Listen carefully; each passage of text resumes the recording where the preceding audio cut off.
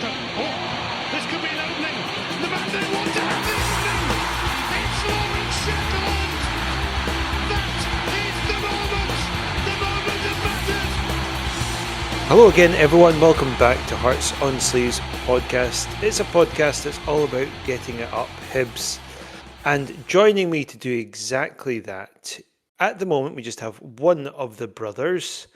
It's Adam.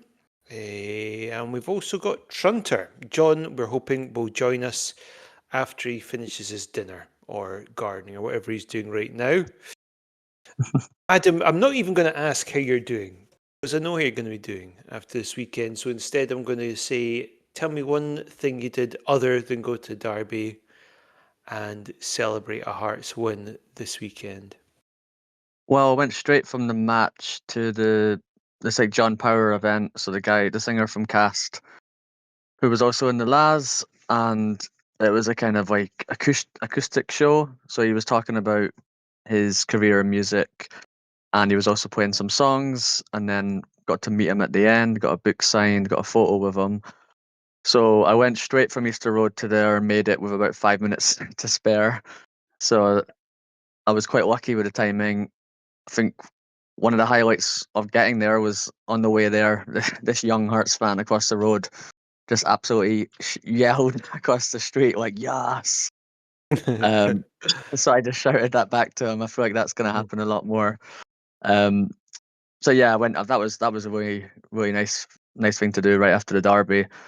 I think had the result been different, I might not have felt quite so good, but the show felt amazing, particularly after the buzz of beating the wee team. For the guy from Cast, you were telling me a bit about this. I had no idea that. I mean, my knowledge of the Laz is that one song, right? There she goes. But you're saying actually that the whole album is a beaut, and basically the guy who was in the Laz was just a proper perfectionist Yeah, and only released the one album, and that's why the guy who's originally in the Laz went and formed Cast, right? yeah. So Lee Mavers was the singer in the Laz, and the only album he's ever had is that one album by the Laz. And then John Power eventually left the Laz partly because they just weren't releasing any music, and then he formed Cast and became the lead singer in that. So Lee Mavers is kind of seen by some people as like one of the best sort of songwriters of that generation, but he's like now in his 60s and has just never released any music again. So I'm like a huge fan of the Laz in particular, and then obviously I like Cast as well. So he was speaking quite a bit about his time in the Laz and everything, and yeah, it was really interesting. It's the kind of music I like as well. So it was really nice, and he was just like a really great guy, like really humble and everything. So yeah, it was. Yeah, I could talk away about that kind of music. So Sorry. Yeah. I we can mean, turn it into indie Britpop kind of podcast. indeed, Hearts on Indie Sleeves or something like that. I mean, we know what the next hour is going to feature entirely, so I just want to Yeah. sort of ease ourselves in with some Britpop indie chat. And Speaking, yeah. interesting fact just on that is the final line of the Laz album is "The Change is Cast," which is why John Power then formed a band called Cast. There you go. That is good pub quiz knowledge And right there. yeah, so that's yeah. Anyway, I'll shut up about them. Trunter, can you top that? What else did you do this weekend other than the Edinburgh Derby? Can't believe that we've not gone straight into the derby. I'm so confused right now.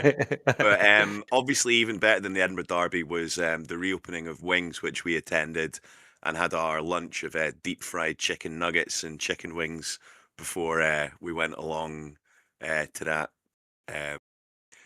game that I'm assuming we'll talk about at some point. I But mean, big shout out to Wings. yeah, I mean, just in case our stomachs weren't churning enough before the game, we thought we'd go to a place that serves almost exclusively spicy food. After that, we went to the Inn on the Mile, and it's surprisingly quiet in there. Like, we got recommended it It was good though. It was really good. Just the fact it was quite quiet. You can watch the Dundee Derby just before we went to the You Edinburgh got to watch Derby. the Dundee Derby, actually. Oh, I was kicked out of that seat and I had to watch some other screen with some other thing on that wasn't the Dundee Derby. Although, actually, at this point, we should say I was struggling to function. So it wouldn't have mattered if I was facing the tally or not because I was in an anxious state. Well, me and Adam, we were on the same side of that booth, and rather than getting to watch the Dundee Derby, we were just Mhm. watching what seemed like about 40 minutes of Frank Lampard being paraded around and incredibly smug about Coventry going up, with just Mhm. everyone patting him on the back and singing his praises. And I found that very annoying. So Yeah. I ended up actually moving over next to Jamie so I could watch the end of the Dundee Derby. And like I couldn't even focus on the screen. So Yeah, to be honest, you were gone at this point, which is it didn't. incredible given that you were stone cold sober, and I'd been drinking. I think I had cans of hooch mixed with gin and tequila with my spicy chicken wings, and Jamie was a few pints deep too. So, I think the drinks the were helping you guys, to be yeah, honest. And my lack of drink, yeah, it was a it was a traumatic I think it all traumatic start. settled. It settled the nerves, but not the bowels. No, and then when obviously when Motherwell scored, that was the first time that I think you guys said I regained what little color I have. No, it was you. I Um, swear, we both said that you looked younger all of a sudden. It was like you'd grown quite weary, and then all of a sudden it was like, oh no, he's not going to die immediately from just stress. So it was yeah, nice. Yeah, actually the most nervous I've ever been before a game. To be honest with you, I think I'm, I'm just glad I because of the got to type of experience season it it's with you. been, I'm always nervous before a derby, but it's never. Yeah, it's just this season has really taken it out of me. I think there's like a fine balance when the game, and even when we were celebrating, because I remember. Do you know what? This will go through too many sort of match details, so I'll keep it just I'll keep it about feelings just now, but it was the lows of the stress, right?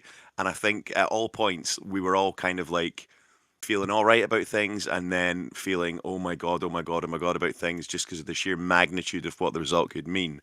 But the celebrations were, I found them different. Like I thought at Yeah, one point I was yeah. just going to conk out, and I've never like it wasn't I went particularly mental. I hadn't realized like during the game I was like a fucking coiled spring for like a large amount of it.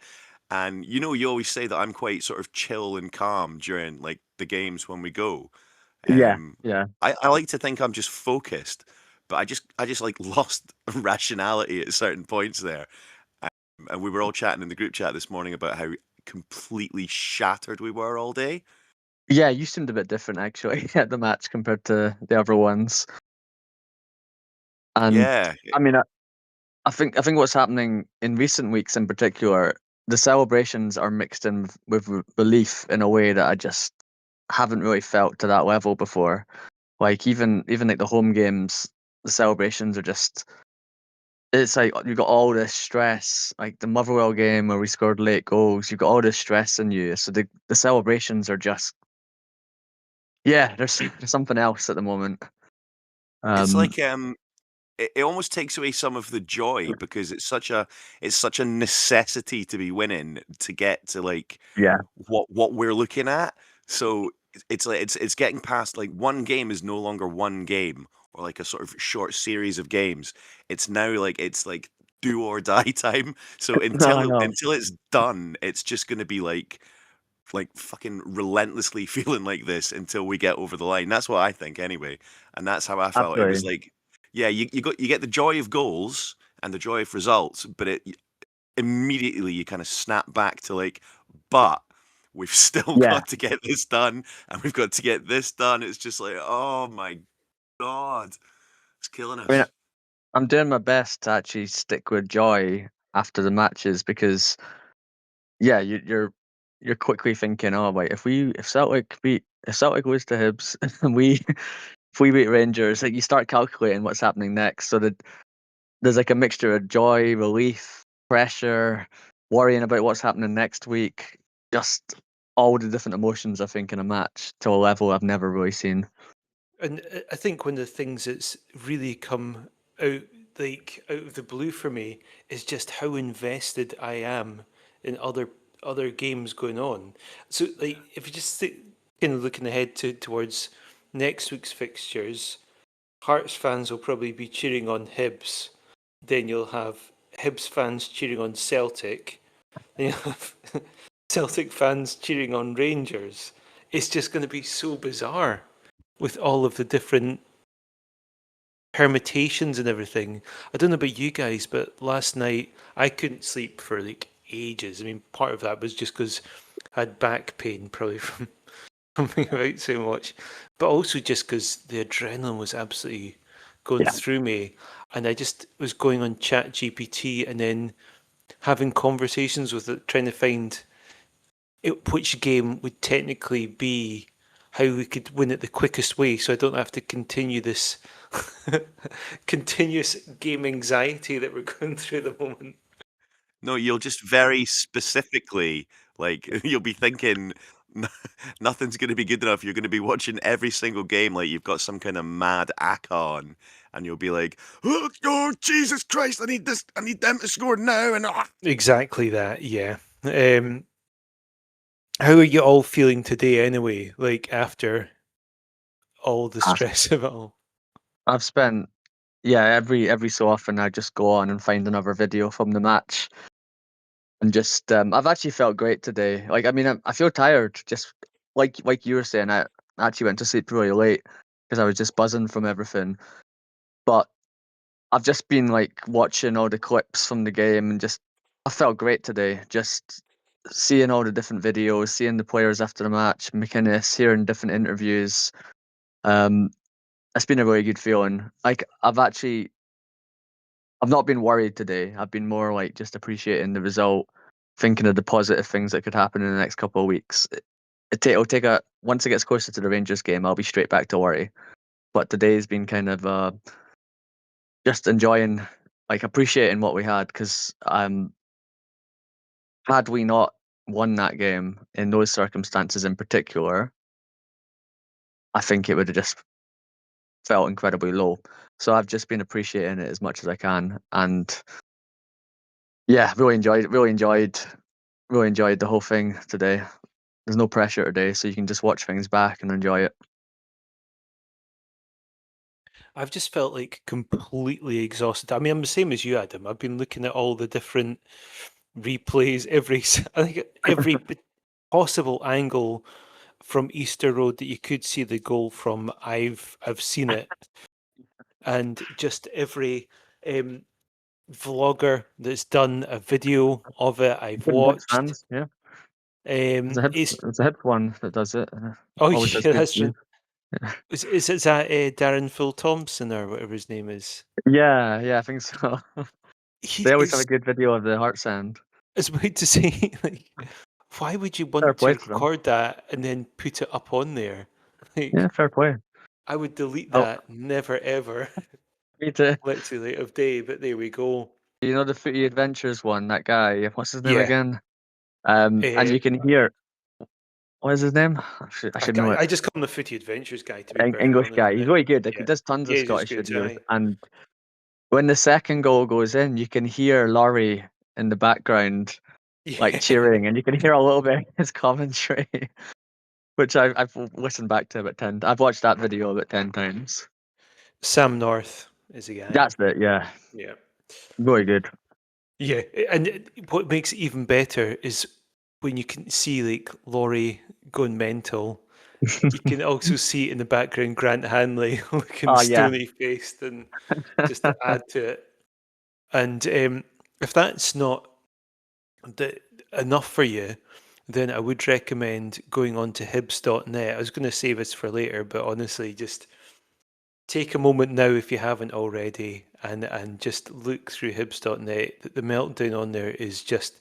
I don't ever like go on hibs.net, but just I thought I would do after the result yesterday, and some of it is just the meltdown is one to really savor. I've got some screenshots of ones I wanted to uh, put up here for you all to hear. Uh, This one says, don't think I'm going to use our season tickets. Want them to hump us, but don't want to watch it. Season is over. Think I'll go fishing, and I hate fishing. This is about the Celtic game, by the way. Chuck it 100%, even if it meant we missed out in Europe, as long as that lot didn't win the league. Just go down to 8 men before half time. Almost did that in our game, to be fair. I've been getting pelters from the Hibs to win it all the time element of our support. Next week, let's chuck it. 0-7 to Celtic. 3 points and let Celtic make the goal difference up. SFA have screwed us over. Let's screw them over. And the reply says, we won't, but we absolutely should. There's another good one here. Here it is. Oh, I feel like Russell Brand looking through his Bible at the moment. Oh, good reference. What a Thank you. dickhead. What a pair of dickheads. Isaiah. No, I'm joking. I'll go one step further and say that if we don't lose next week, it's a sackable offence. That was the one you showed me. That's That fucking is a amazing. beauty. There shouldn't Oh be my a Hibs God. fan alive who want Hibs to take anything from the game. Oh, and by the way, we will win. Put the house on it. We have practically gifted Hearts a title already. So there's some good ones. There's plenty of others on there for you to enjoy. So if you're listening to this podcast, feel free to pause it and come back after you've had a good wee scroll through Hibs.net. I mean, not that I would ever want us to have a honking season when Hibs are doing really well, but just in like a sort of alternate reality, I would love to see what, like, particularly you guys, you two, would be saying if the situations were reversed. Like, I just wonder the kind of like if we'd be going, fuck it, we should throw it away to Rangers or like we should give it to Rangers so that Hibs didn't win the title and all this stuff. Like, I think football fans, you're majority the same type of people across any club, but I just don't like people keep like some hypebees. I mean, me and Jamie met a guy when we were out for a pint yesterday who was genuinely saying, "Oh no, I'm a Hibby, but like it'd be great for like Hearts to win the league and stuff." And I was just thinking, I would. He's like, "Would you not think the same when the circumstances were reversed?" I was like, "No, absolutely not at all." Like the Andy Murray take that has just not looked good at all. Yeah. Which I would Hearts be official Twitter shared yesterday, which is brilliant. I would be emigrating if Hibs won the league. Yeah. That's my stance on it. I mean, I don't blame any of these folk having meltdown because this would genuinely be up there with one of the worst Mondays I could possibly think of if the shoe's on the other foot. I totally get it. I couldn't ever say I'd want us to lie down, to either of the old firm, for example. But at the same time, the pain of seeing Hibs win the league would be, well, I mean, you can see from the Hibs.net what the pain is Aye. like for their side. So I do get it. That is the level of how much they don't want us to win the league. It's not, of course, the league is far from over yet, but knowing that I think just the pain of knowing they couldn't put, they're 5 minutes away from putting a big dent in our title hopes, put it that way, and that is going to be an absolute, a killer for Yeah, them. knowing the possibility that 40 odd years of complete old firm dominance. That's the thing with Scottish football is it's such a complete like unique microcosm of dominance between you've got your two teams from the biggest city in the country that have dominated it for decades and decades, and then there's two teams from the second biggest city that haven't had a sniff of it. Like whatever country in the world that would happen in, it's gonna be so grim for the other team, if you know what I mean, from the smaller city. Like, I can't think of anywhere else that would experience that. Do you know what I mean? Mm-hmm. It's like 40 years of Manchester teams dominating it, and then all of a sudden one of the Scouse teams comes back in, say like Everton, we're going to win it. Can you imagine being like a Liverpool fan? Like it's the same. It'd be just sickening, man. Mm-hmm. I love it. Well, let's talk about the game then. Shall we? Let's go into the game itself, and then we can get it a bit more up Hibs afterwards again. So the lineup for Hearts was as follows: Steinvender, Halkett, Finlay are the back three. Altina, Leonard, Beningame, and Kingsley. Then the front three: Braga, Shankland, and Kambori. Thoughts on the lineup then before we look at the game? I think the lineup was what it had to be given the Mhm. circumstances. I don't think any of us were particularly surprised really going into it. I think the only surprise was, I guess the surprise was Kabari starting Yeah. Oh, yeah. Sorry, I totally missed that. because Kazaridis, like obviously people have been calling for Kazaridis to Mhm. get dropped for ages, but I wasn't expecting him to get dropped because there's all this talk about McInnes having a trusted group of players. So I think that was the real surprise for me. I think was Kazaridis not starting, Kabari coming in. I would say, apart from that, nothing. Obviously, with Devlin being out injured, I don't think anything else was a big shock. Yeah, Altena as well was, I guess, one that's not so familiar to starting a Yeah, game. he he was. I would say that was less of a shock, just in the sense that it was possible we'd go for that type of formation and he'd come in. Hmm. Whereas Kabari, I definitely wasn't expecting him to play. Hmm. But Yeah, yeah, I think I I can. think Kabori felt more like a choice, whereas Altina felt like if, say, like McEntee wasn't out for the rest of the season, I don't think Altina would have made the team, Yeah, that's a the fair starting point. Yeah, 11 anyway. So yeah, and he did do very well against Motherwell Kabari, so I guess He did, yeah. he played well and played his way into the team. Did you know that Chesnikov got some minutes in that game? Not until not until I was looking at the looking at flash scores earlier on today. I was like, what the hell? Yeah, I had When did that? absolutely no idea that him and McCart got on the field of play. I had Nope, no I idea whatsoever about nope, that. didn't have a clue until I looked at. Yeah, this afternoon I got the same shock as you. I was like, what? Chesnikov, 93rd minute, Chesnikov came on. Yeah. No memory of that. The game itself was just so bizarre, right? So first of all, we got off to a pretty good start, and I mean spirits were high at this point anyway because um, we're sort of kind of half paying attention. I say half paying attention. A lot of our attention was on obviously the result at Rangers and Motherwell. So as this game was kicking off, I think we were still winning. Sorry, Motherwell, who were still winning, but then Rangers equalised.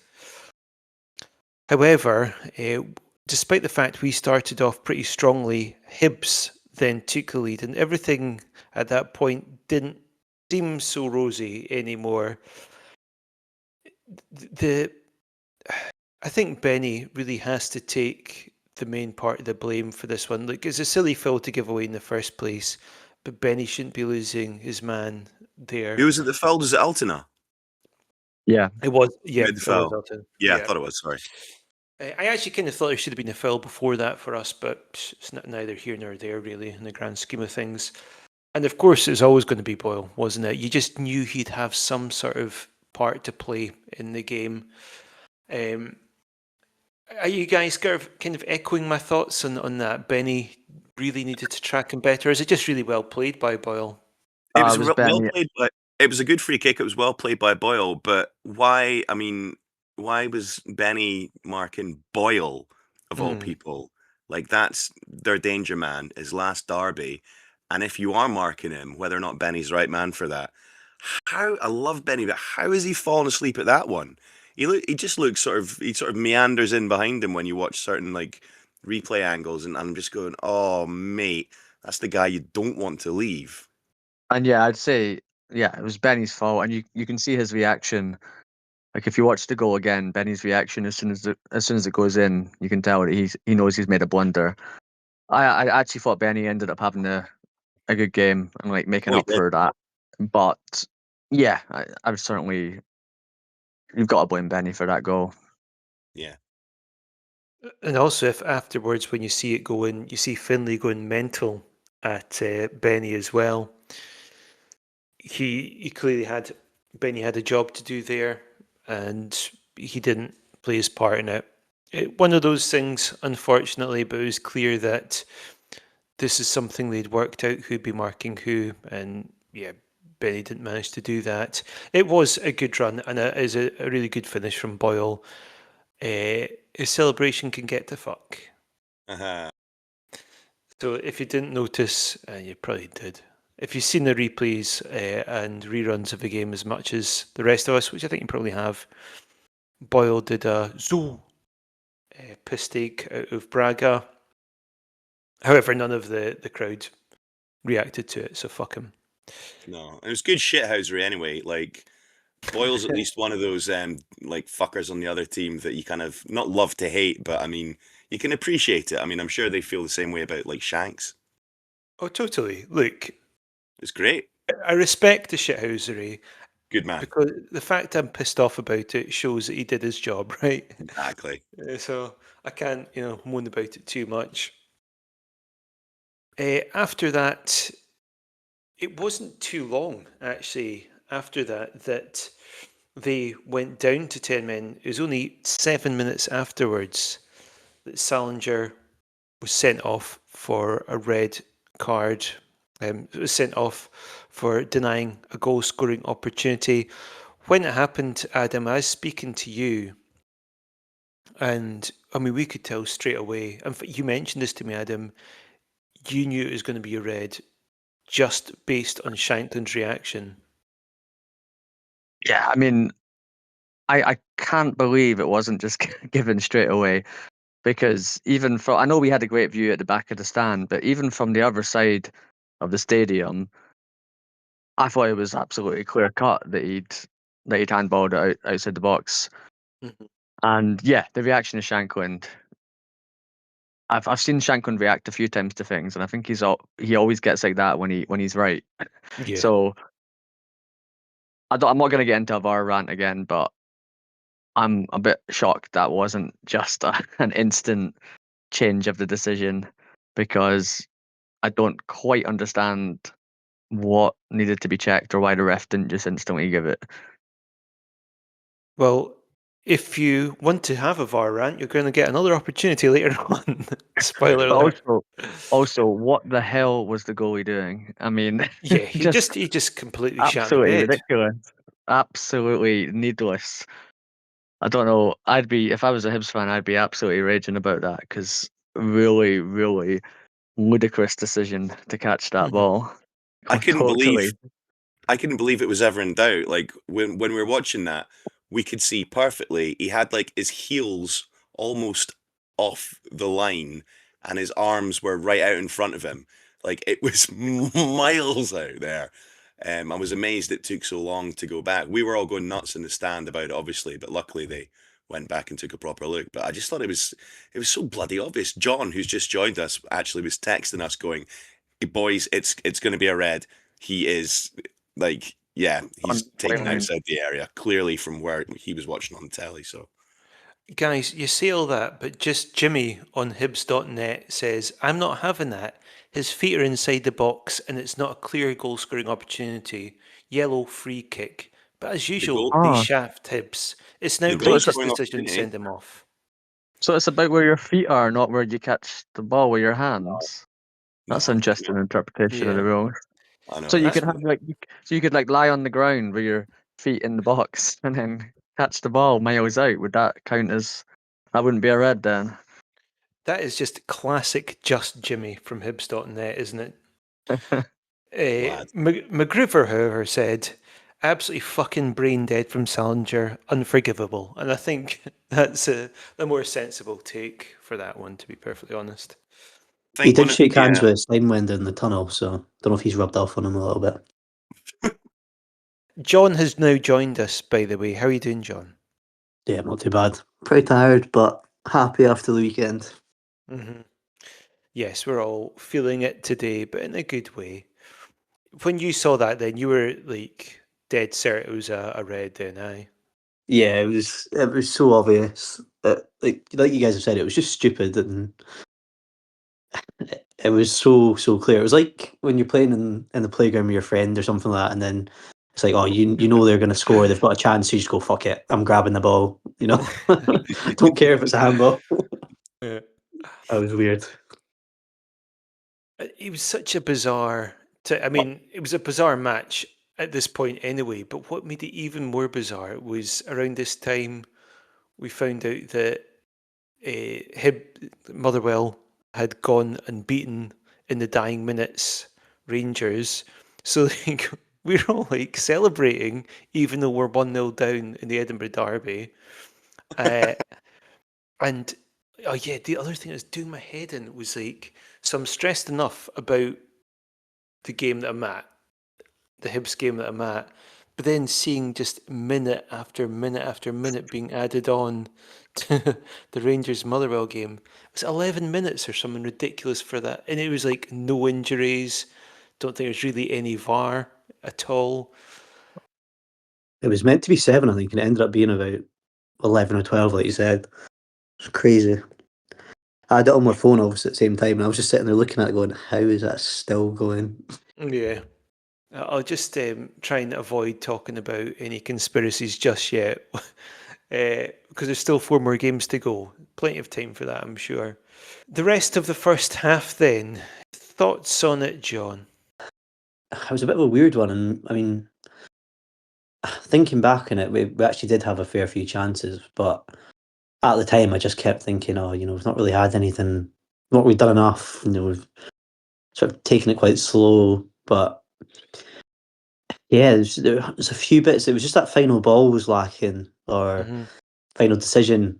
Like we obviously talked about, like Altona. The balls into the box from him just weren't quite good enough. I don't know if that maybe just for him rustiness or lack of minutes, but even I was just thinking about Kingsley as well. He was putting a few balls into the box, and the headers just weren't good enough, or it was just slightly too far forward or too far back for the players. It It was was a game. strange. Yeah, it was a Yeah. game I definitely felt we missed Milne. You could see his presence really missing from that team in the game, to be honest. There was only one chance I thought was a big one. I think it was a Steinvender header. And to be fair to the guy Smith who came in for Hibs, he actually had a really good game. Some save he made from that header in the first half, but that was kind of our only, I think, really clear cut chance we had in it. It was pretty much balls to the wall for Hibs for really the entirety of the game. I think they in fact finished the game with just one shot on target, and that was the one that they scored. So yeah, they just went full on defensive from there on in.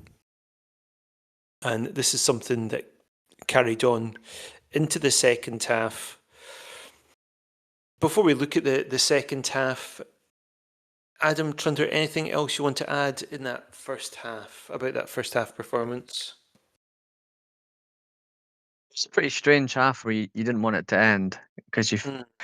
you just wanted as much time as possible because it felt like surely we're going to score eventually. So, and I also felt it was a really strange atmosphere because you wouldn't have known Hibs were winning based on Mhm. the atmosphere at all. And I think the Motherwell goal even took something out of the Hibs fans.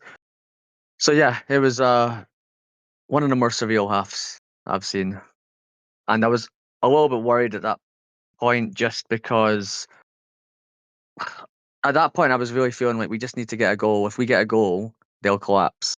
Mhm. That's kind of how I felt, and I was a little bit worried that it was still 1-0 at half time in terms of what changes might get made at the half. So whilst obviously there was confidence in the fact that they only had 10 men, I did feel a bit of worry that we hadn't managed to take advantage yet of the sending off.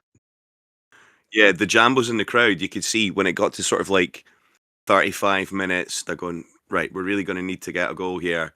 And that tension started building. You're looking at the clock, still 1-0, we've got a man up. And then next 5 minutes, for fuck's sake, we have to score now. You don't know what they're going to do at like half time. They're going to just solidify at the back. And by the time it was coming up to the 45-minute, there was like the two guys next to me were fuming that we hadn't scored. I was getting pretty pissed off as well, actually. It just started to feel like it was going to be one of these things when we've not taken advantage. We get into the second half, they kind of go all defensive and maybe even nick one back. There was like that. There was genuine palpable tension at that point, I felt. But that's been a bit of a theme for the last wee while, like with the Aye. nerves and stuff that's coming in. Like I feel like every game, we've maybe started a bit slower, or you're just looking at halftime, like you said, and going, right, get one before halftime. Either get a goal back or we're getting that first goal just to settle the nerves, and it just never never seems to come. Aye. Well, I mean, there's a stat. It's like it felt like we were doing everything but score, and that started towards the end of the first half. 57 Hearts touches in the opposition box, 3 Hibs touches in the opposition box, and it was really beginning to feel like we're not going to do anything with this, and it's going to like sting us. Yeah, I mean, whilst we're on the talking about stats, there was 11. We had 11 corners. They had 0. We hit the woodwork twice. Obviously, didn't hit the woodwork at all. Total passes 507 to their 175. We had an accurate pass accuracy of 81% to their 43. This one's kind of a bit of a telling one. Backward passes, they only had 13 and we had 72. And I think that's really what added to the frustration. Meanwhile, we had 170 forward passes and theirs weren't too far off that with 113. So that really kind of tells a tale about, yes, it was one-way traffic, but were we being productive enough with it? It didn't really feel like it for No. large parts of it, quite honestly. I think that, for me, in my head, that was combined with the fact, sure, they didn't have any corners, but they had that free kick in the first half that was better than a corner. Like, Yeah. and they took their chance when they had it. It just felt like one of those days where the opposition, if they get half a chance, they're going to take it. We're going to get shitloads of chances and fluff our lines. The other thing that's also quite interesting was guess how many crosses we had in that game. Does that include the ones from Jordi Altena? Yeah. Don't know if I class them as crosses. No idea, mate. Loads. 47. So- Jesus Christ, I man. know. Isn't that bonkers? And they had, I think it was 2 or 3. I'll give them the benefit of a doubt and say 3. How does that compare to when we had 10 men against Dundee? It was not something similar for the crosses. Oh, probably is actually, yeah. Because I mean that's obviously quite similar, similar type of game where we were doing the defending obviously in that one, but just shows that if you defend the crosses well enough, you can get the result. Football doesn't make any sense, man. The second half then, so we did bring on Kurjota in the second half. I fucking love the guy because he was a class act, and this really we've been saying it for a while. We've been talking about how we'd love to see him get more time. This, I said to you actually, Adam, when he came on at halftime, this will be the longest he's had minutes wise for us.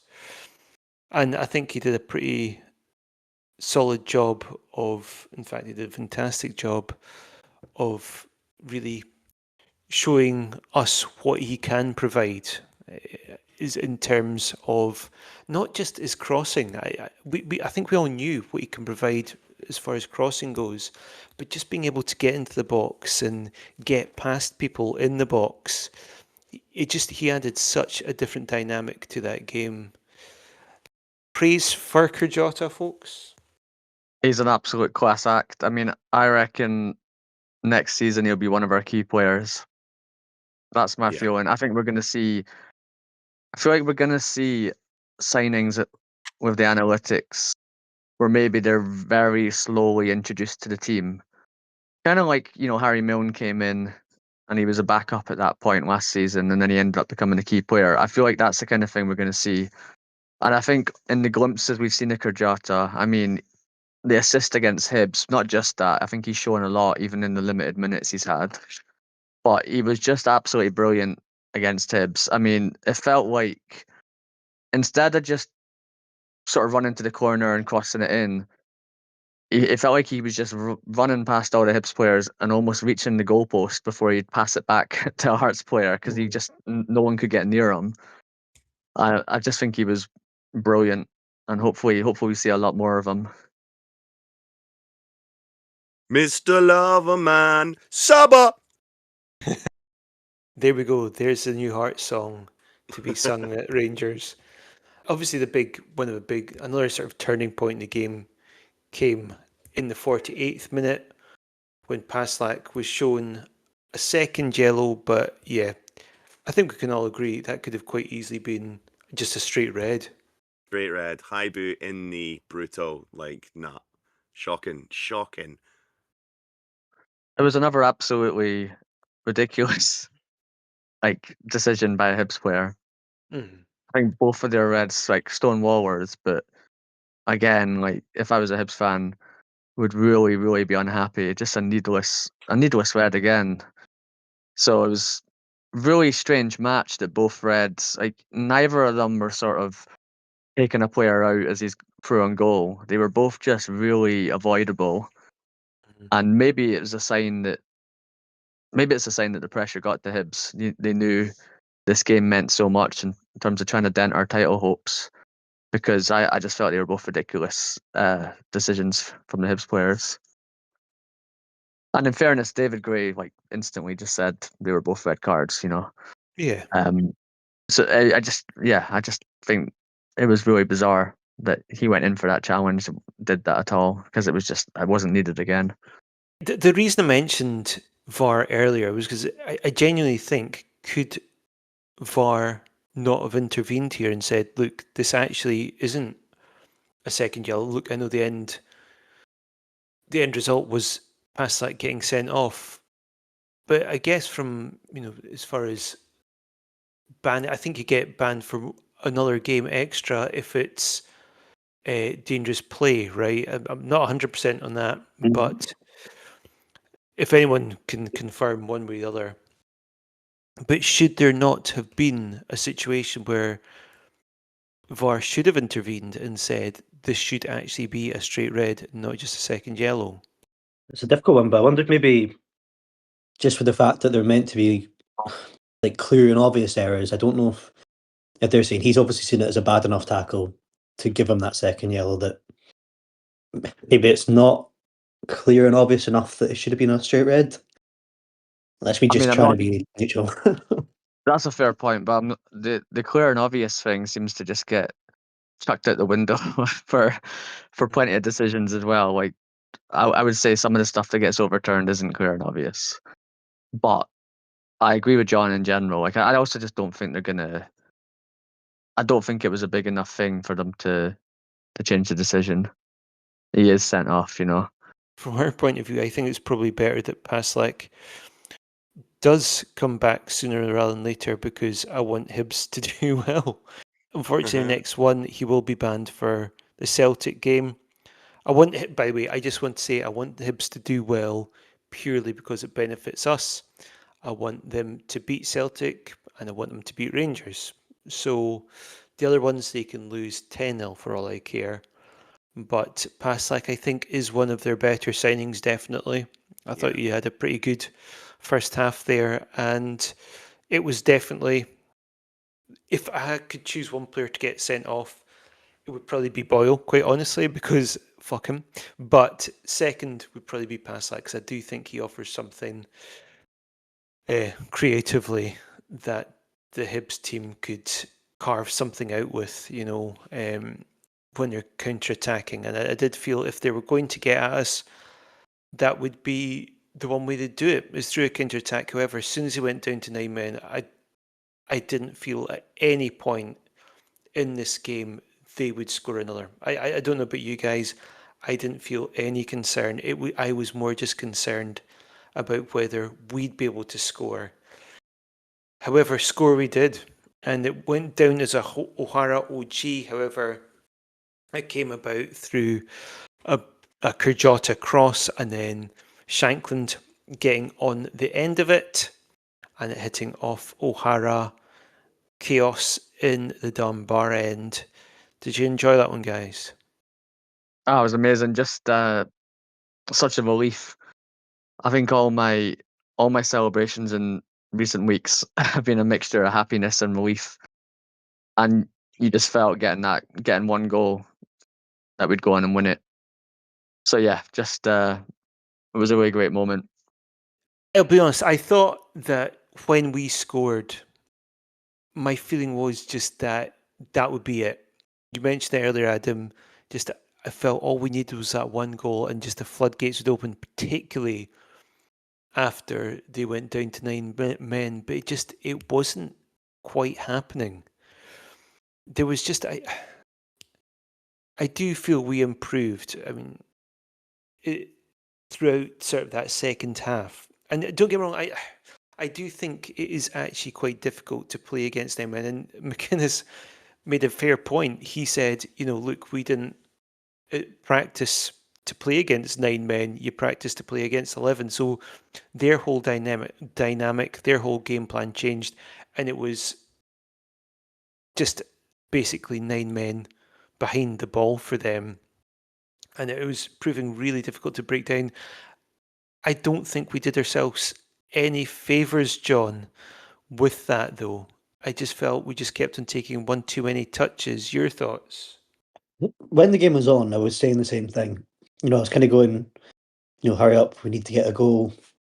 But looking back on it, I do think it is about patience and, not rushing the chances, not, making a snap decision when we've got so much time. I think it was maybe McKenna said after about, or maybe Shankland even, about just keep moving it side to side until the Hibs player steps out, or one of them makes that move that just opens up the space. And I mean, it's easy to say it now, but I definitely wasn't thinking that at the time. Got to agree with John. I think at the game you're just panicking so much and everyone's just shouting to get the ball in. But it did work out in the end. So I think it was just trying to break Hibs down, and eventually we did it. I mean, I yeah, and should. again at the game I was in a state of panic before the game, during the game, until we scored until full time whistle. So I'm not going to claim I was all like, yeah, this is right, this is brilliant. But I think when we look at our possession, you look at our stats, we were all over them.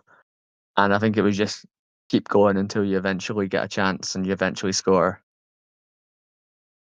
And to be fair, we actually had a huge chance just before that with Braga going pretty much one-on-one. The angle was kind of tight just with how the Hibs players were running back. But again, a decent save by Smith for them. I did think he'd score there, but yeah, it was a difficult angle. There wasn't much space for him to shoot into as well, I would say. However, that's, I guess, kind of evidence there that opportunities would come, and it wasn't going to be a case of just firing shot after shot after shot at the goal. However, Spittle did have exactly that idea in the 86th minute. I will also mention that Leonard, he came very close to scoring as well by rattling the crossbar. But it was in the 86th when we finally got our winner. Hearts moments big Hearts moments in derbies. Where does this rank?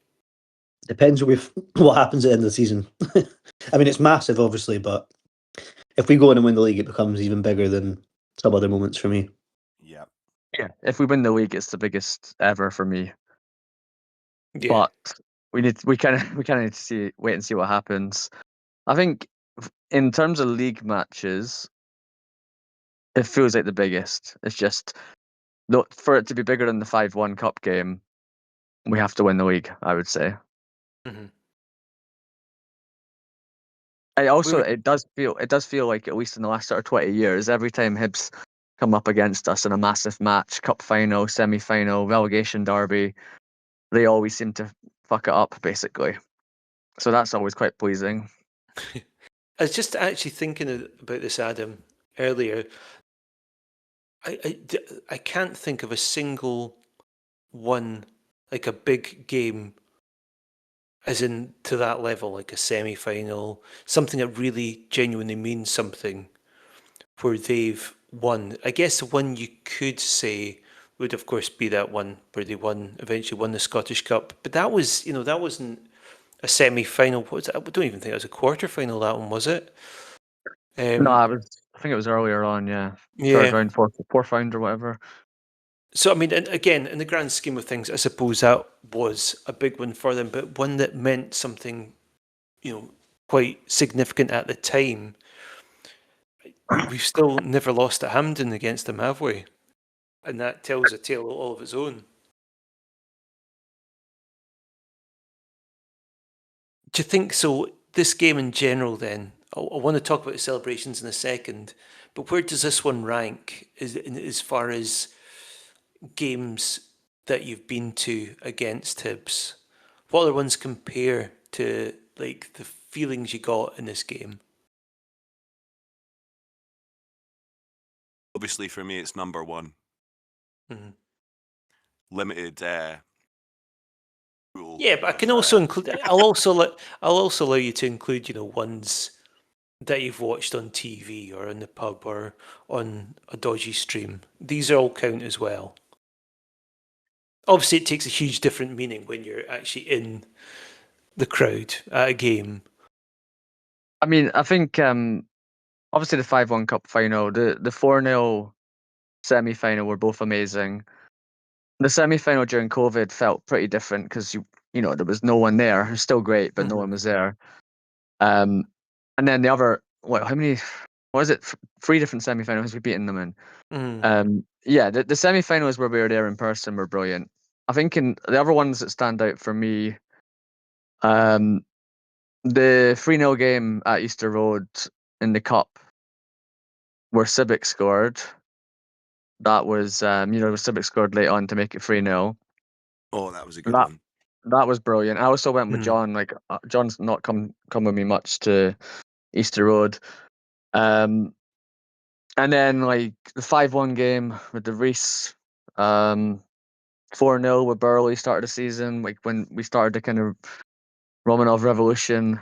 And then you've got like amazing individual moments like Graham Weir making it 4-all, Ozturk scoring. So I think there's individual moments which were incredible, and there's sort of really important matches.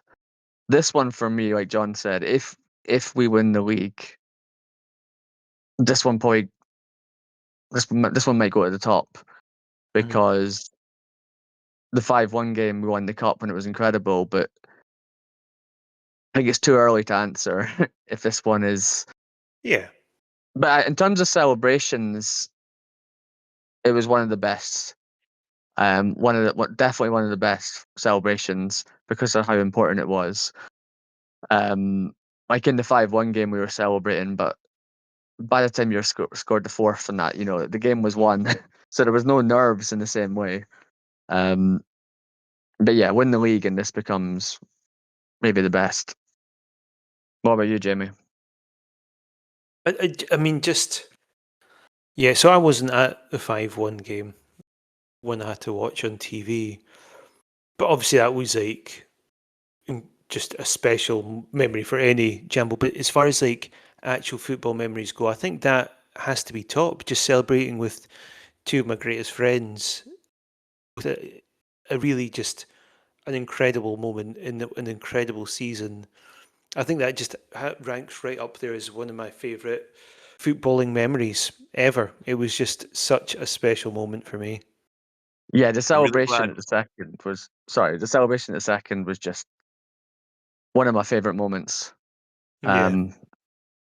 As against Hibs, certainly. Anyway, Yeah. Trunter, sorry.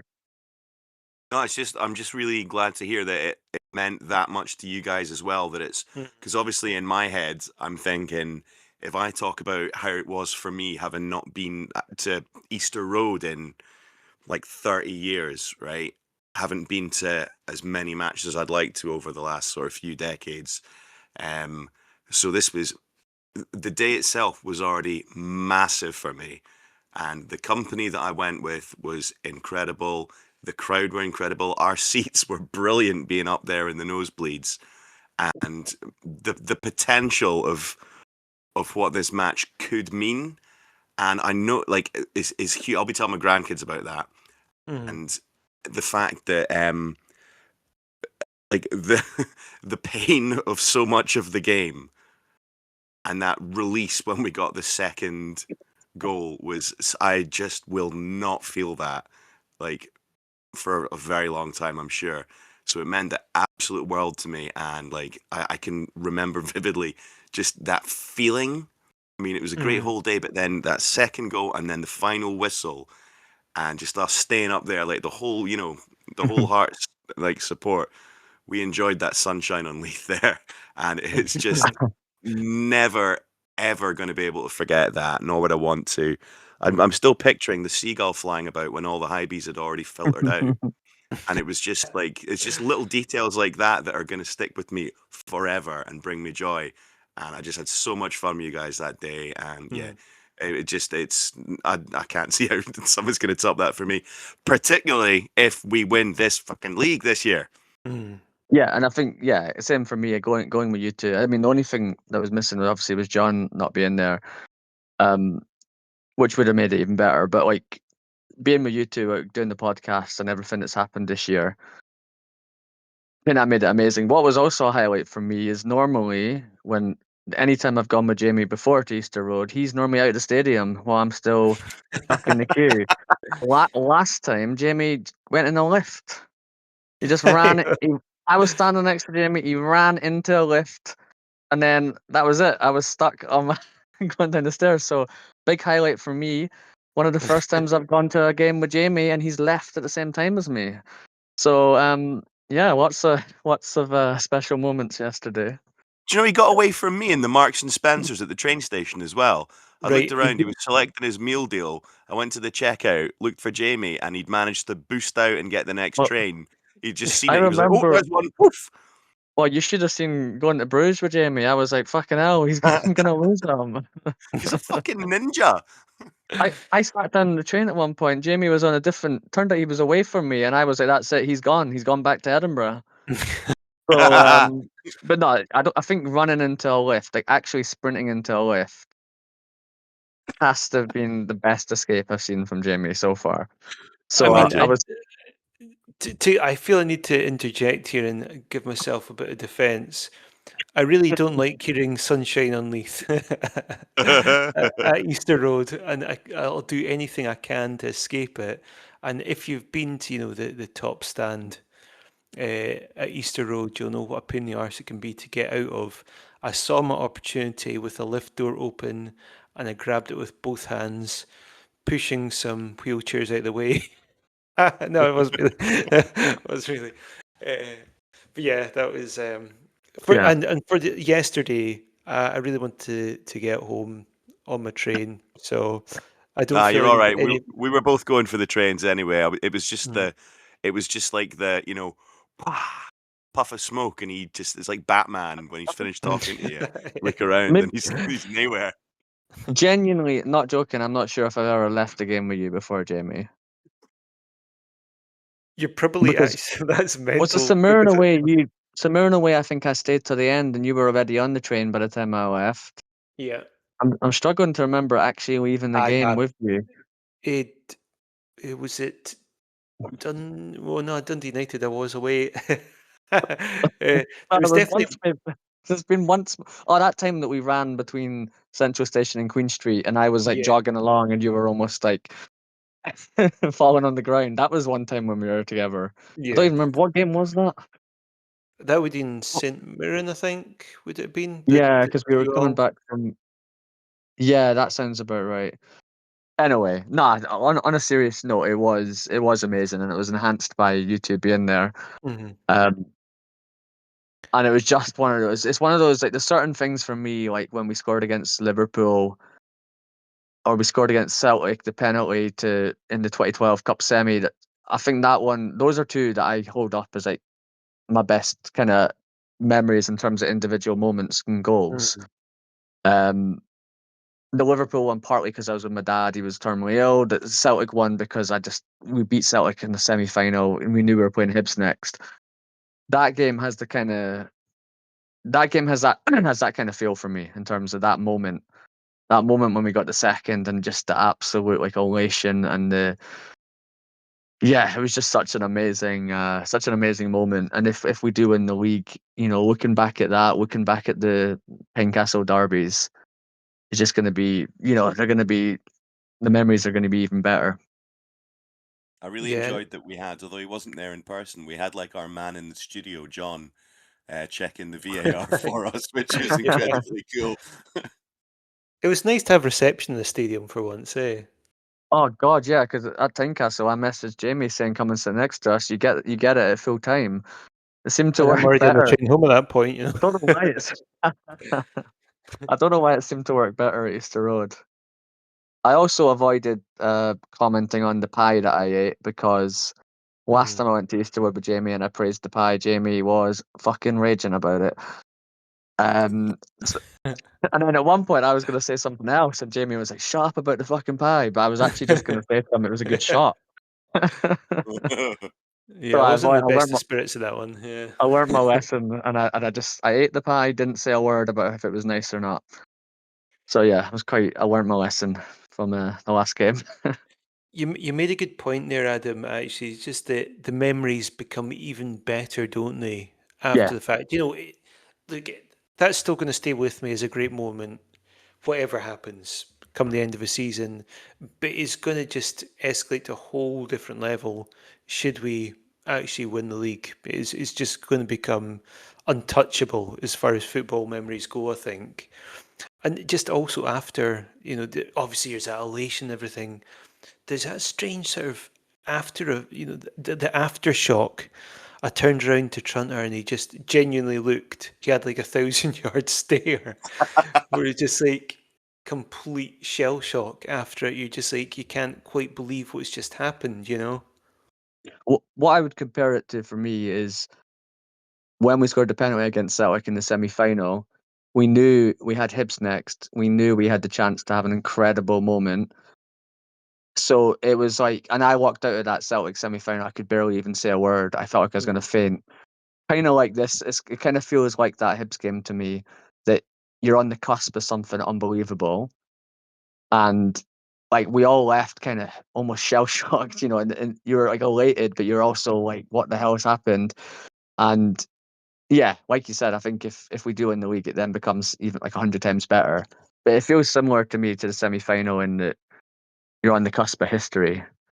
This would eclipse it though. This would eclipse the 2012 final.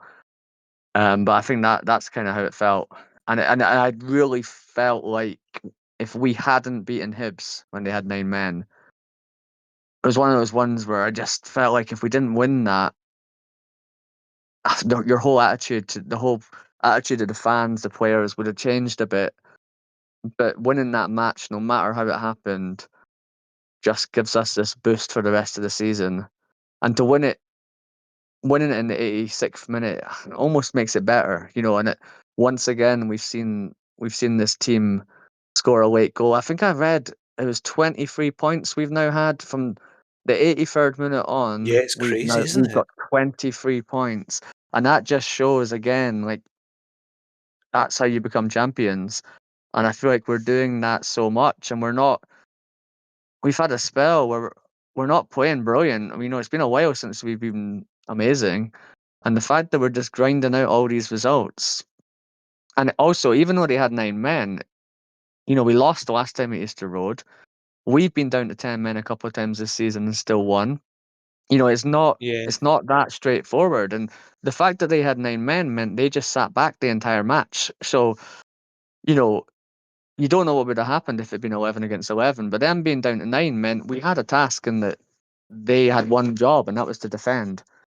So to win that match with all that pressure, and the fact that we came back against Motherwell, we've come back against Hibs, just the attitude of the players and the way that we grind out these results is just incredible, I think. And they really deserve to be champions. There's a couple other things aside from the just the result itself, I think, which really adds to the excitement, the positivity, the fact that we've kind of finally managed to get a win away from home. It felt like it'd been quite some time.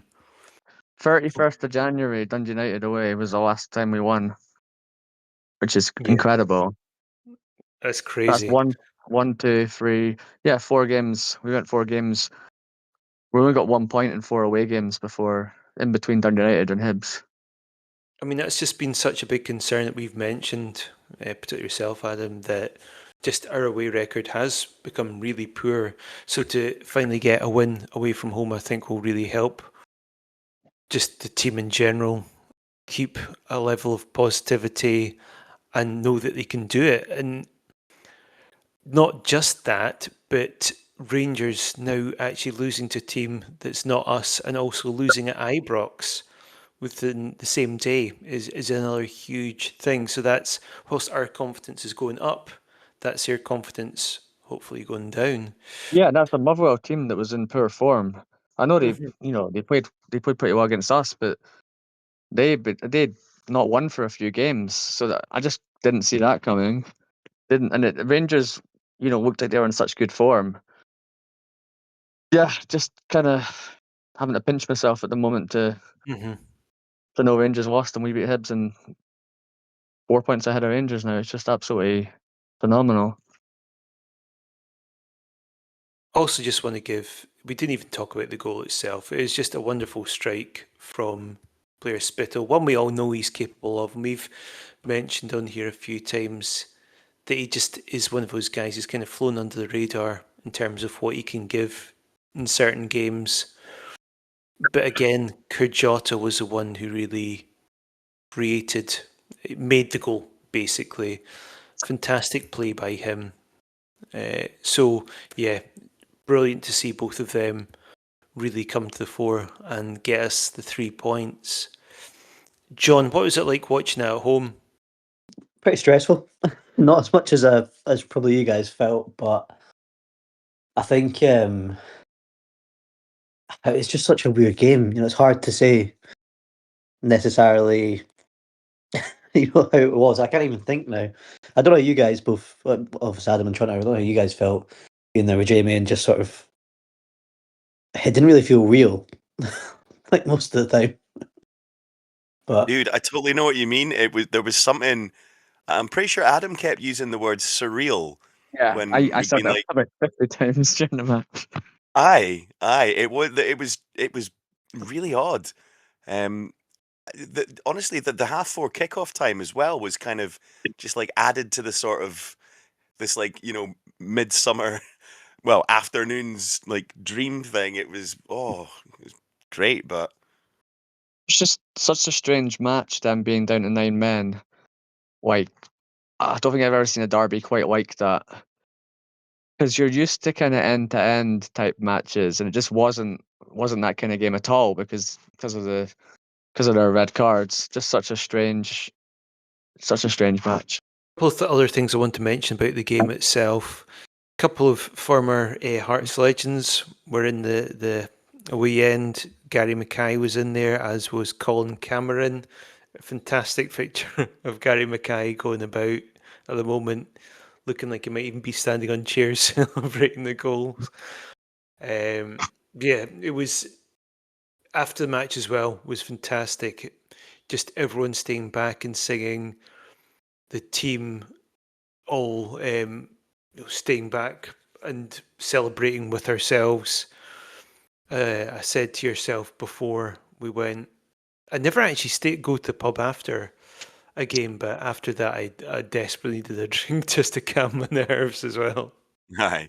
Like me and John went to the pub after the Halkett derby, and we never really go after the game. So I guess, and I would have come with you guys, obviously, if it wasn't for the John Power thing, even if just to celebrate being with Jamie after the match for the first ever time. Sorry. It's not A maybe momentous second. occasion itself. Aye. I was so zonked when me and Jamie got to the pub. I couldn't manage to get through my pint. Jamie Yeah. drank my pint. Always happy to help, bro. Good man, thank you. But you know what was really terrifying for me was just as soon as we'd left the stadium, was when we got to the bit where it was just like all the the young hybies, and I'm talking like the kids, like pretty much silence. They weren't even giving it, Billy Big Balls or anything. Just as we were all walking past, just staring at us. It was fucking spooky. I was thinking of a Garth Marenghi quote for it, actually. Can I do it? Go for it. Why not? For the first time ever, I saw the hybies in their natural habitat, and it weren't pretty. I'd seen them huddling in stations before, being loud, but this time I was surrounded. Everywhere I went, it felt like they were watching me. Fish white flesh, puckered by the Leith breeze. Tight eyes peering out for fresh meat. Tight eyes, screechy, booze-soaked voices hollering out for a taxi to take him halfway up the road to the next all-night watering hole. A shatter of glass, a round of applause.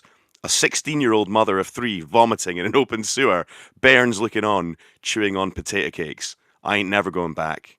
Not never.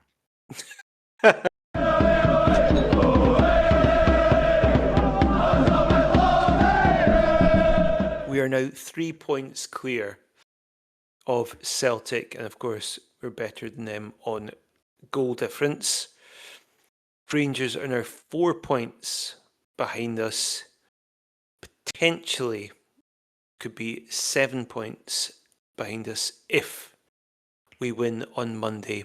And we will preview that in a moment. But before we do that, a couple of things I want to cover. First of all, PFA Player of the Season has been announced. 2 Hearts players have been shortlisted, Braga and Shankland. For me, it has to be Braga. Shankland, if he hadn't got injured, I think he would also certainly be up there, but I'm thinking almost certainly it's going to be Braga. Thoughts on that? I think so. Pretty consistent. Wasn't great at Hibs, but I mean, there's just always something on when he's on the pitch. And he's been so great throughout the season, and on the strength of the song alone, should win it. I think Shankland's our most important player, but given the injuries and given the contributions from Braga, I think it probably makes sense for Braga to get it. And think of his happy wee face, man. I know. Outside then of so say you can't choose a Hearts player to be player of the year, and then if you could choose any player from this season to come into the Hearts squad, who would you choose? And just to let you know, the 2 other players Oh, you shortlisted. bastard. Because I was going to steal Masmanise. Well, you still can. You still can. Well, I do that. Is indeed is Maspanise and Elijah Just. They're the 2 other ones who've been shortlisted. Also, for nominated for Young Player Award, Barney Stewart, who's been absolutely on fire for Falkirk. Jambo as well, right? His dad is. His dad is, right. Okay. I think he said he's a Chelsea fan in an interview, but I don't know if that was just so he doesn't start going, I'm a Hearts fan while he's at Falkirk. Yeah, fair dues. Finlay Marshall, Luke Graham, not surprised to see him in there, and not surprised to see Mikey Moore for Rangers. But yeah, so the question is, if you could have any other player from this season in the Hearts squad, who would you take? Trunter says Maswanise. John, what do you say? I'm going to say Just. I think he's a quality player. I feel like he, if you put him behind players like Braga and Shankland, you're going to score goals for fun. I'll say him. I'll come in and just say, yep, Just was top of my list as well. I think he's kind of someone we're missing a wee bit in our team. I like her midfield, but he does seem one player who could really add something to that midfield. And also, as you say, I think he'd be able to really provide a lot for Braga and Shankland, and indeed Kabore. What about you, Adam? I was going to say Grant Hanley. I'm sure you were. Sorry, just see on Grant Hanley. Did you? I think one of you said in the chat you watched the Football Adventures vlog of the Yeah, game. that's why he's on. That's why he was in my head, because he was in the background looking miserable. It's like Yeah. smacking the table and stuff. Oh, I didn't see him smack the table. He That's does. He's like incredible. smacking it. It's brilliant. On a serious note, I think in terms of what we need, I'd probably say Just, but I'd be happy with either of them because I think that's when you see. I think they're both great. I'll go for both of them. There you go. I think Elliot Watts had a pretty standout season as well for Motherwell. He'll probably feel a bit miffed he's not in there. Milne as well, I think, is another player that you could really see going in there. And I'm kind of surprised he's not in there. I might have even put, controversial, I know, but I might have put him in ahead of Shankland. Look, I know Shankland is our most important player, and I don't disagree with what you're saying there, Adam. I just feel how much Milne has added to our team, throughout the entire season, and just thinking about that Shankland was injured for a while. I suppose Milne's been injured for a wee bit as well himself now. But yeah, he's the other one I think could feel a bit grieved he's not in there. Yeah, for his performances and how far he's come on as well, definitely. Speaking of Motherwell's signings and Hearts signings, did anyone see John or read or listen to John Collins' quotes on Radio Scotland yesterday after the Hearts game? So basically, John Collins and Alan Preston were having a bit of back and forth about this Hearts team. John Collins was basically trying to belittle the analytics and say, they've signed decent players, but you can't he be saying any of them are brilliant? And then Preston quite rightly is saying, look, I mean, obviously he's saying Braga could go for millions and we've got them in cheap. There's a few players there that you could really expect to go for millions, and we've got either for free or just a few 100,000. But Collins bizarrely trying to say that the signings we've made aren't up to much. Preston kind of said, well, actually, the whole model is going to get better and better and better. You can see it's evident throughout Bloom's other clubs that he's invested in. And then Collins tried to say that, well, just look at Motherwell. They've signed good players. Yeah, but that doesn't mean like Hearts haven't signed good players as well. It seemed such a bizarre, like he's clearly pissed off about the Hibs result. But yeah, it's again something else. If you want to take pleasure in other people's pain, I'm not suggesting that's something we should do, but if you did want to, then feel free to listen to the BBC podcast from Sunday. It is quite a listen. He's got a concussion from when I hoofed that fork at him. Aye, that'll be it. He's just bitter about a pub team beating them. You remember Indeed, his yeah. famous pub team quote Yeah. when he was. How could I forget Sorry. it? So What a yeah, stupid thing to say about the team at the top of the league as well. I know. just all these guys are getting more and more desperate. They can't. They're no longer saying the bubble's going to burst. So now it's the analytics aren't going to work. Next season's not going to go well.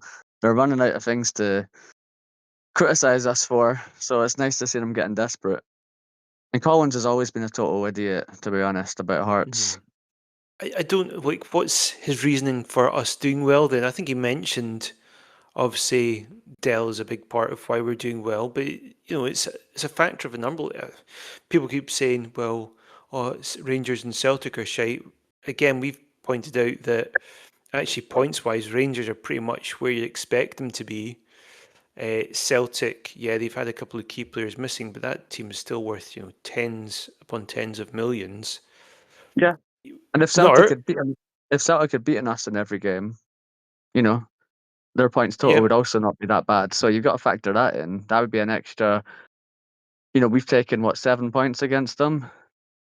If they've only got 1 point in matches against us. If they got 9, I don't think it's entirely down to Bloom's influence. I don't think it's entirely down to Dell. I don't think it's entirely down to Celtic and Rangers playing poorly. It's because it's all due to all of these elements that we're top of the league. There's not one part of it that makes us top of the table. It's a number of things, and it's also players who've been here for a while really stepping up their game. I think that's partly because of McInnes coming in, but I also think it's partly because better players are coming in, and inherently when you've got better players there, your game steps up a bit. So yeah, it's for a whole number of factors, but according to people like Collins, it's just blind luck that we happen to be top of the league, right? Been talking a lot. Well, we've been singing a lot about going to Barcelona, etc., with the Champions League, but it's just entered my head. I think Brighton are 6th or something in the Premier League, and USG will be doing quite well as well. Is that gonna fuck us up with multi? I don't know if we've talked about this before, but like multi-club ownership. Anyone know anything no, about that? because they made it so there was a maximum amount that Bloom could invest, a percentage that Bloom could invest in us, just to make sure Right. he didn't count as. So whatever percentage he has was the maximum he could get, I think, without accounting. So it wouldn't. I'm pretty sure it has no impact. I think it's 30% the maximum that you can have, or That's something it. like that. Yeah. So I think we deliberately made it so that he had less, so there would be no issues with European competitions. Because Oh, he sold sneaky. some of his shares with USG when they got into the Champions League, or maybe it was the Europa League at that point. But yeah, I'm sure he sold some of their shares. That's good to know. He's a Thank you. smart guy. John, have you got a quiz for us today at all? I found obviously I know you guys did the other one last week with the current squad of goal scorers. I've got the all-time goal scorers as well, if you want to do that. Against Hibs, sorry, I should have said. Yeah. Let's do it. So is it like how are you doing it? Is it top 10 or I've got top 11. top 11? Right, okay. Yeah, it's same as last week for you guys. Just the player and then extra point if you can get the goals as well. Didn't get too much time to research it, so if any of them were wrong, I apologise. I think we Oh. better go in alphabetical order, right? Oh, fucking you about just going to say that. I think that's the only fair Nope. system, really. As it's me controlling the quiz, I'm going to make you go last, Adam. Oh, fuck off, John. Remember, it's only a bit of fun, Adam, right? So. As he's not saying anything, Trunter's going I'm going to first. bed. Is this of like all time? Yeah. Well, I've got a wee connection No, to him. Connor, it's just in the last match. What? Just in the last match. Blair Spittle won. There we go, done. Easy peasy. Jimmy Wardhaw then. Yep. Do you want to make a guess how many goals? I'll go 20. Nope. Nah. Is it like 50 or something because it was so long ago? Do you know what? I'm going to be nice. Anyone want to try to steal it? No. 21. No. It was 14. Jamie, do you want to go next? John Robertson, 27. Well done, 2 points. Adam Rajan. I didn't realise Wabbo had scored against Hibs. Yeah, mind he's the hammer of Motherwell.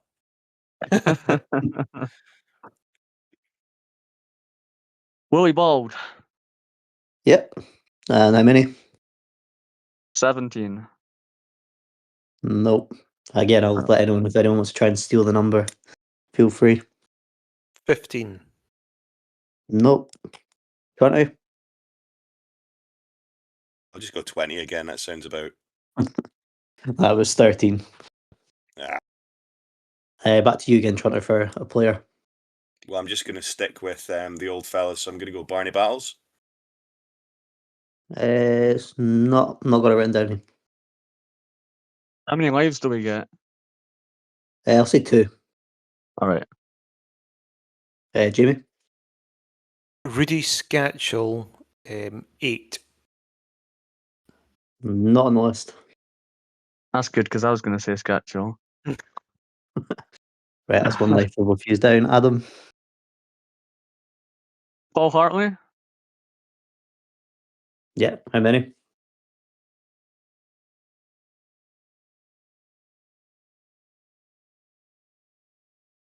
Eight. 2 points. Well done. Oof. Yeah. Well done. Back to you, Toronto. I'm just going to stick with terrible trio era and just go Alfie Con. Did he do well against Hibs? Yep, correct. Get How many? in. Let's go with 20 again. no. Anyone It else? was like 3. Just, Hunter, you said it had been a long time since you'd been at a derby.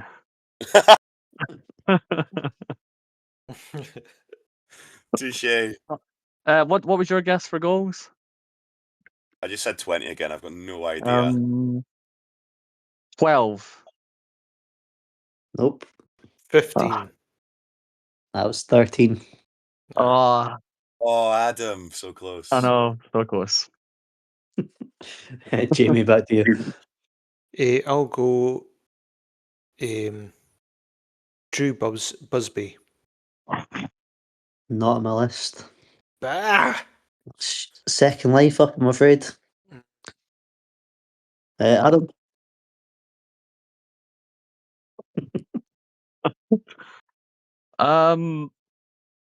Mark De Vries.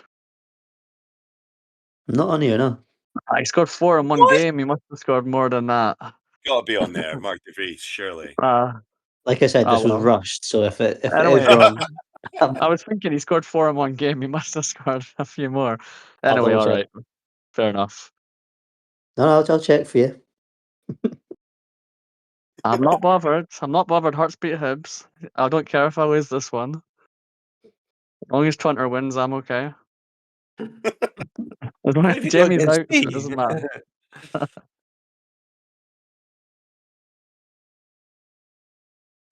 mean, Sorry. Trunter's got the benefit of going to games when it was the terrible trio. Is it me up? Sorry, there's a VAR check ongoing. Oh, Sorry. God, that's going to be another 20 minutes then. John in the studio. 5 goals. So just outside the top 11. I only got one more. Damn it. Yeah. My God, I should know more Oh, than he this. He scored. Oh, he scored in the because he scored in the 4-all game as well. No, I didn't. He didn't. It was Kirk and Presley, wasn't it? Anyway, I think No, Graham Weir it says he did score. He got a goal and 2 assists. in the 4-all game. Yeah, that's what's in here. Yeah. Okay. Yeah, because Kirk scored one of them, right? And then it must have been De Vries, and then anyway, doesn't matter. Fair enough. Right. Back to you, Trevor. Oh, fuck's sake, I don't have a clue. I want to do a quick shout out for big Christian Naddy, though, in this conversation.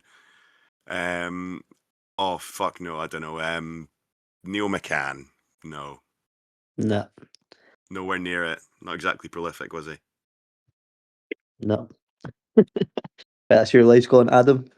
Good. I'm gonna go for.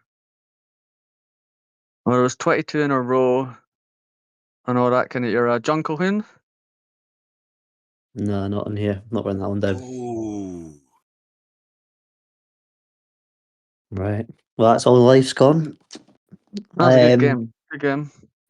So, someone who scored 7 played for us from 1984 to 1989.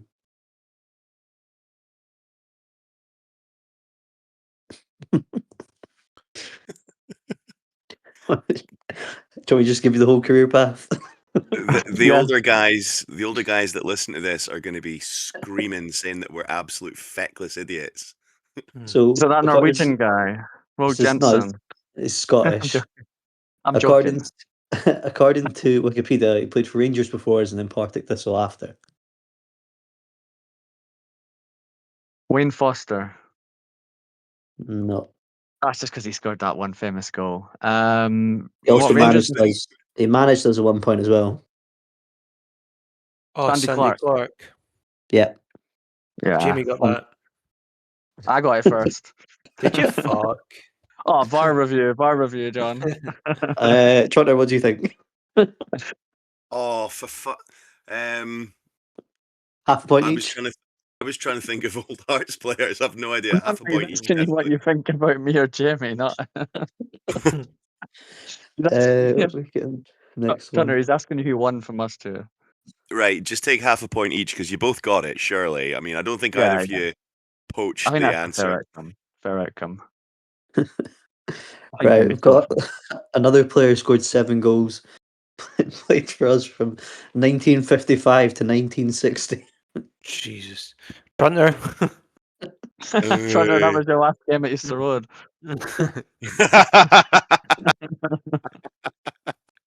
I might call my dad. That was probably about the only Hearts games he went to in about 1960. Nah. I don't think we're Dave going to have a Mackay. chance. I don't think we're going to have a chance with these ones. You might I'll, as well I'll just patch up give on up. it. Alex Young. Tip of my tongue.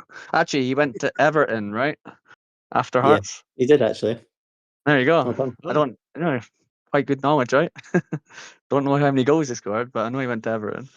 Get off Wikipedia, you dick. I wasn't on Wikipedia. I've got his book. I've got the book. Yeah, Oh, you do well have a played. fair old book Because collection I've of got a Hearts. book collection. I've got one from Alex Young, and I know he went to Everton. Was it like, yeah, anyway, that's how I know. You're not going to get this one either, so I should probably just tell you. Yeah. Unless you've got knowledge from 1922 to 1927. That would Uh, be, that was Trunter's first game. Oh, you fucker! I was just going to make the same joke. I'll give you some help. Right. Our What's the initial? the Heart. Oh, Well, sorry. it's JW. The Hearts mascot is the first name. Yeah. What You the making a hell is guess? the Adam? heart? What's our mascot called? Jock or Yeah. Jock And Brown. then the Jock- surname. We play Jock in Smith. maroon and Jock White. That was on the tip of my tongue, that one. And he moved on to Hibs after. I don't know. the last two both scored 15 goals and Oh. both have the same surname. I'm trying to think of a way to Gary make and it. Dave Mackay. Prudy and No. Judy Scatchell. There's another Hearts player who had the surname who's also scored against Hibs in I think he scored in the championship season. Jamie Walker and Bobby Walker. Played. Well, Jimmy Walker's the player who obviously has the same name, but he's not one of the ones that scored that many goals. Not so well played. What was the other? Wait, which one of the Walkers did you say? Bobby Walker. Yeah, Walker 15 goals. And I think the other one is actually the one that's related to Jamie Walker, if I'm thinking right. Oh, right. Tommy okay. Walker. Yeah. That's it. Was he 50s, Tommy Walker, right? He was like the golden era. Let me just refer to my friend. Toronto, when was Tommy Walker? Oh, I want to go to bed. I love how all your guesses, Trunter, were from like the 50s. No, Barney It's a fucking Battles. terrible trio. Barney Battles was before I that, know he wasn't wasn't, but I got the rest of them, you twat. Barney Battles, I think, was like 2 centuries ago. I'm gonna look him up. I swear he started in like 1890s or something. So who won that, by the way? We all lost. Yeah. I No think winners. it was when I gave the half points. It was Adam 3.5, you were on 2.5, Jamie, and Toronto was on 2. But then I started obviously giving these extra points and clues. I kind of lost track.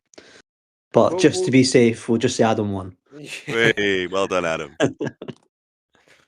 Okay, looking ahead then to the Rangers game.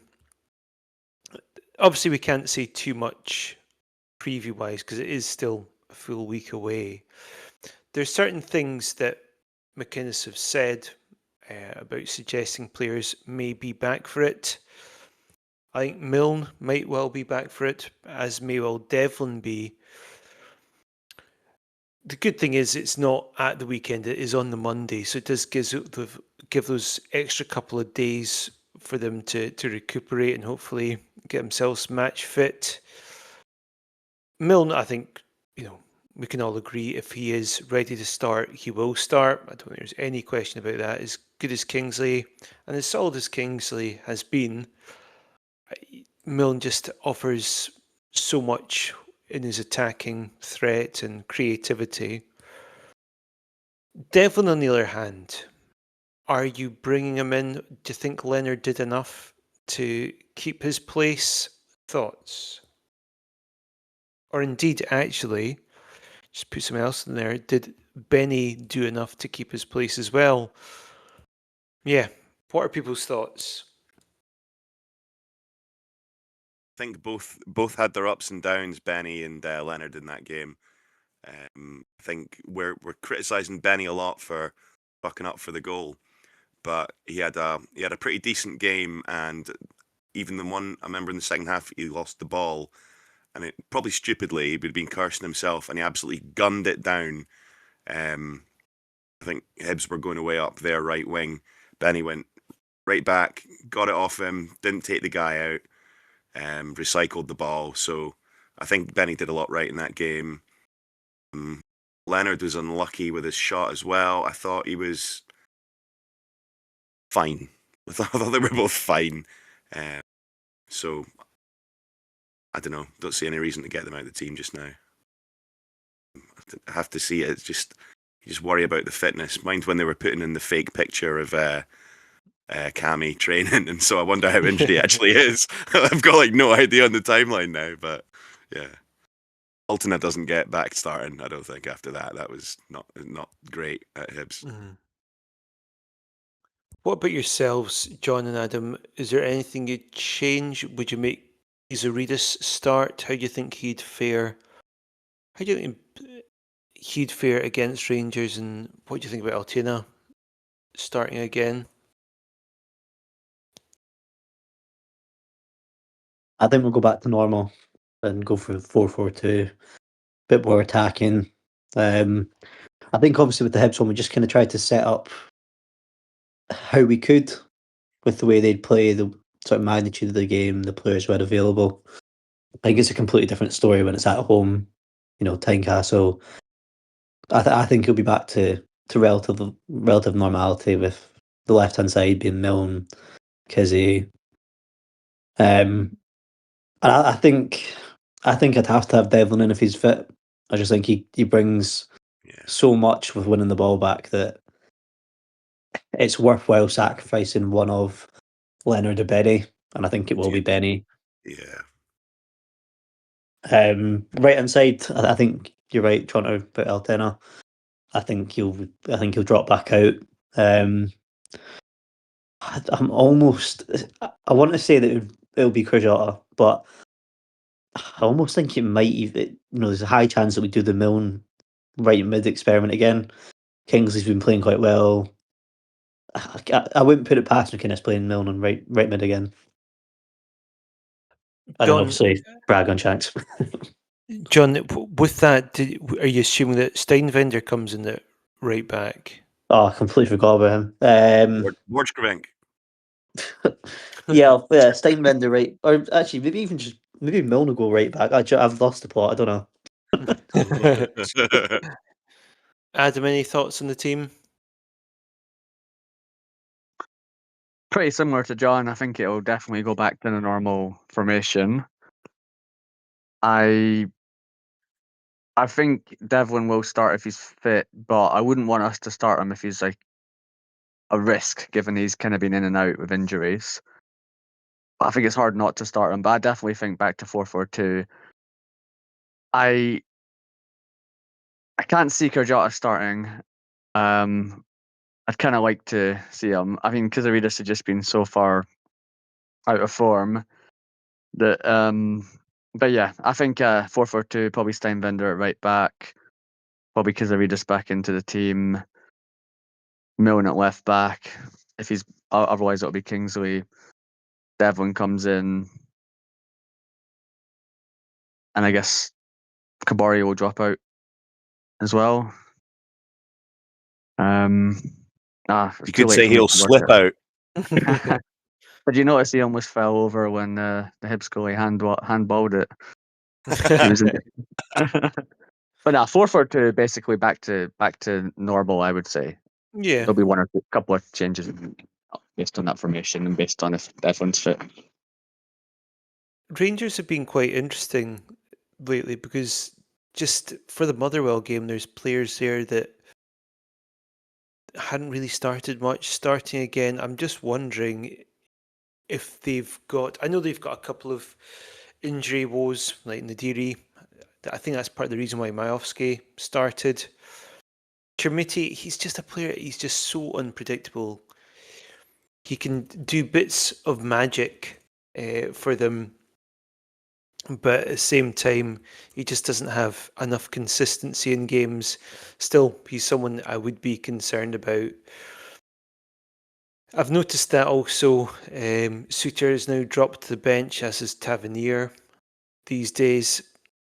Moore, I was surprised to see on the bench because I think he's been one of those players who's always managed to create and at times control the game for Rangers. So I just feel they're a bit unsettled at the moment. I don't agree with people just yet saying if Rangers lose this, then that's them out of it. I just, there's still, so long as this might just be my paranoia playing into it, but as far as I'm concerned, until it's mathematically not possible, then it's still possible. I mentioned before, it would be, 7 points, so it would be a monumental task for them, particularly given that they'll obviously be travelling to Celtic Park for the Old Firm derby. It's, yeah, it is going to be a huge game for us. How are we feeling about it in general? Still pretty positive. We've got an absolutely amazing home record this season. We've already beaten Rangers home and away. Rangers have just lost to Motherwell. I think we'll go out and get a narrow victory. Honestly, that's what my gut instinct is.